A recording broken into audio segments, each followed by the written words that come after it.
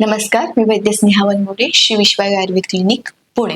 आज आपण बोलणार आहोत डायबिटीज, प्रमेह या टॉपिकवर. प्रमेह, डायबिटीज, साखरेचा आजार, बोली भाषेत जर म्हणायचं झालं तर हे सर्व एका कॅटेगरीमध्ये काउंट केले जातात. पण तसा हा प्रकार नसून प्रमेहाचे जे काय 20 प्रकार सांगितले आहेत त्यातील मधुमेह हा एक प्रकार आहे. त्यालाच डायबिटीज असं सगळेजण मोस्टली ओळखतात.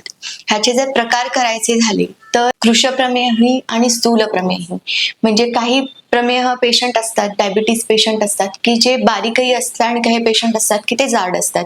लाईफस्टाईलशी रिलेटेड म्हणलं तर हे स्थूल प्रमेहीमध्ये काउंट होतो आणि स्ट्रेस इंड्यूस जो काय आहे तो कृशप्रमेही असं आपण त्यांना म्हटलं जातं.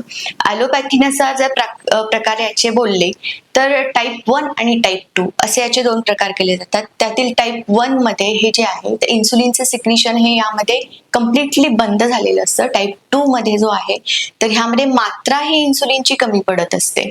टाईप 2 हा जो प्रकार आहे हा ऑलमोस्ट सध्या जो काय लाईफस्टाईलशी रिलेटेड आहे, चुकीचं राहणं खाणं ह्यामुळे जो होतो तो टाईप 2 मोस्टली बघायला मिळतो. टाईप 1 हा जो आहे तो लहान मुलं किंवा तरुण वयातील जे काही मुलं आहेत त्यांच्यामध्ये हा बघायला मिळतो. त्याच्या कारणांचा जर आपण विचार केला तर आयुर्वेदामध्ये याचं छान असं वर्णन केलेलं आहे.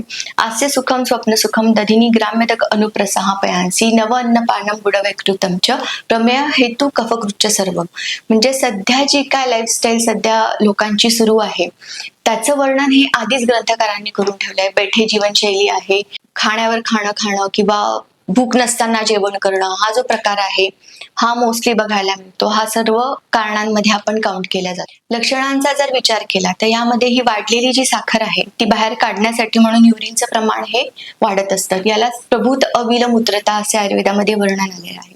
प्रभूत म्हणजे जास्त क्वांटिटीमध्ये युरिनला होणं, फ्रिक्वेंटली युरिनला होणं, आणि कलर हा त्याचा अविल म्हणजे गढूळ असा हा कलर त्यामध्ये असतो. युरिनचं प्रमाण वाढतं म्हणून घशाला कोरड पडणं, तहान लागणं, स्वेटिंग जास्त होणं यासारखे लक्षण हे पेशंटमध्ये दिसायला लागतात. इन्सुलिन घेऊनही आणि गोळी घेऊनही शुगर ही कंट्रोलमध्ये होत नसते. पुढे हा पेशंट लँडअप होतो तो रेटॅनोपॅथी, नेफ्रोपॅथी आणि कार्डिओमायोपॅथीमध्ये. याचं कारण एकच की लाईफस्टाईल फॉलो न करणं.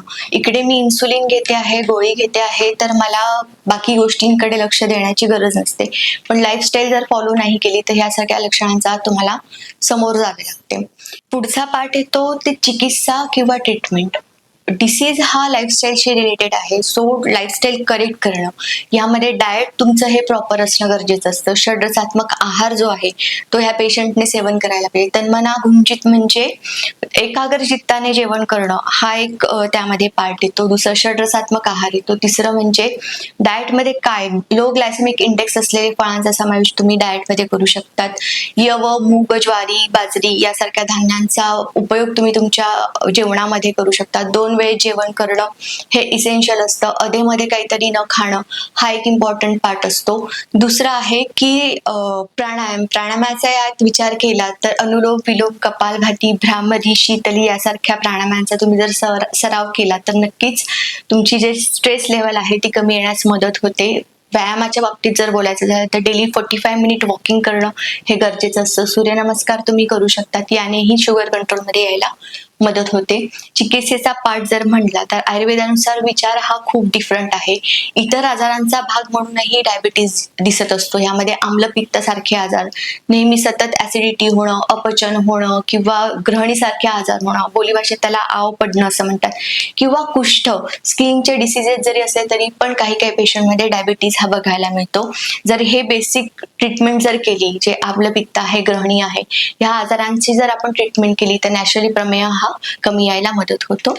थँक्यू.